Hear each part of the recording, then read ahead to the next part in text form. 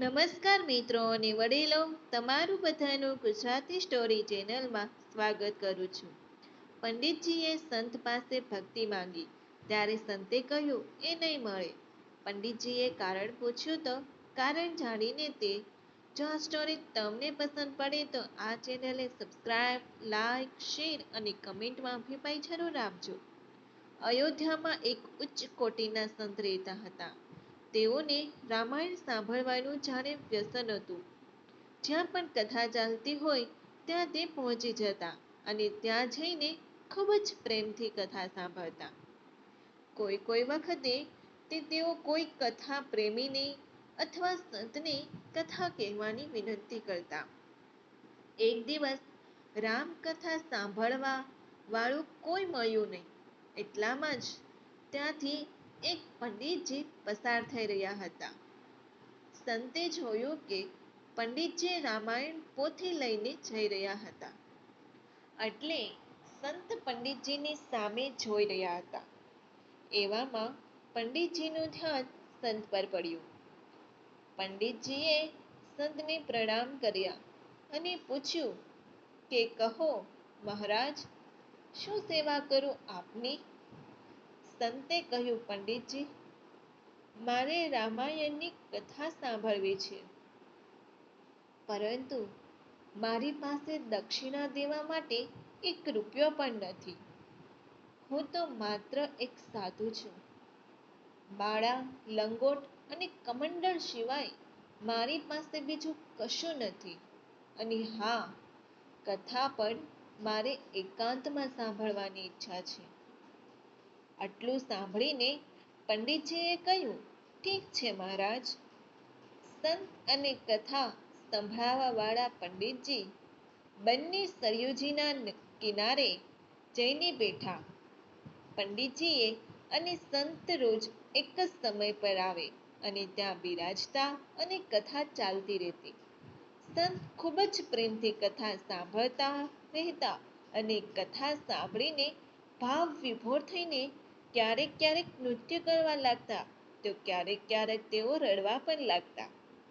ધીમે ધીમે કથા આગળ વધતી ગઈ. જ્યારે કથા સમાપ્ત થઈ ગઈ ત્યારે સંતે પંડિતજીને કહ્યું, પંડિતજી, તમે ખૂબ જ સરસ રીતે કથા સંભળાવી. હું ખૂબ જ પ્રસન્ન થયો છું. મારી પાસે દક્ષિણા દેવા માટે રૂપિયો તો નથી, પરંતુ આજે તમારે જે જોઈએ તે માંગી લો. સંત સિદ્ધ કોટીના પ્રેમી હતા. શ્રી સીતારામજી સાથે પણ તેઓનો સંવાદ થયા કરતો. પંડિતજીએ કહ્યું, મહારાજ, હું ખૂબ જ ગરીબ છું. મારે ઘણું બધું ધન જોઈએ છે. બસ મને ઘણું બધું ધન મળી જાય તો. સંતે ભગવાનને પ્રાર્થના કરી કે પ્રભુ, આની કૃપા કરીને ધન આપી દો. ભગવાન મુસ્કુરાયા એટલે સંત બોલ્યા, તથાસ્તુ. ફરી પાછું સંતે પંડિતજીને પૂછ્યું, માગો હજી, તમને શું જોઈએ છે? તો પંડિતજીએ કહ્યું કે મારી ઘેર એક પુત્રનો જન્મ થઈ જાય. સંતે ફરી પાછી પ્રાર્થના કરી અને ભગવાન રામ મુસ્કુરાવા લાગ્યા. સંતે કહ્યું, તથાસ્તુ. તમારે ત્યાં ખૂબ જ સારો અને નાની પુત્રનો જન્મ થશે. પછી સંતે કહ્યું, હજુ તમારે કંઈ માંગવું હોય તો માગી લો. પંડિતજીએ જવાબ આપતા કહ્યું, શ્રી સીતારામજીની અખંડ ભક્તિ તેમજ તેઓનો પ્રેમ મને પ્રાપ્ત થાય. સંત તરત જ બોલ્યા, નહીં, આ નહીં મળે. પંડિતજીએ સંતનો આવો જવાબ સાંભળ્યો એટલે તેઓ આશ્ચર્યમાં પડી ગયા કે મહાત્મા આ શું બોલી ગયા. પંડિતજીએ પૂછ્યું, સંત ભગવાન, મને આ વાત જરા સમજમાં ન આવી. તમે કેમ ના પાડી? સંતે કહ્યું, તમારા મનમાં સૌપ્રથમ પ્રાથમિકતા ધનની, સન્માનની અને ઘરની છે. બીજી પ્રાથમિકતા તમારી પુત્રની છે અને અંતિમ પ્રાથમિકતા ભગવાનની ભક્તિની છે. જ્યાં સુધી આપણે સંસારમાં પરિવાર, ધન, પુત્ર વગેરેને પ્રાથમિકતા આપીએ છીએ ત્યારે ભક્તિ મળતી નથી. ભગવાનને જ્યારે કેવટને પૂછ્યું કે તમારે શું જોઈએ છે ત્યારે કહેવા માટે કંઈ જ માંગ્યું ન હતું. રામકથામાંથી લીધેલી અમુક ચોપાઈનો ભાવાર્થ અહીં નીચે છે.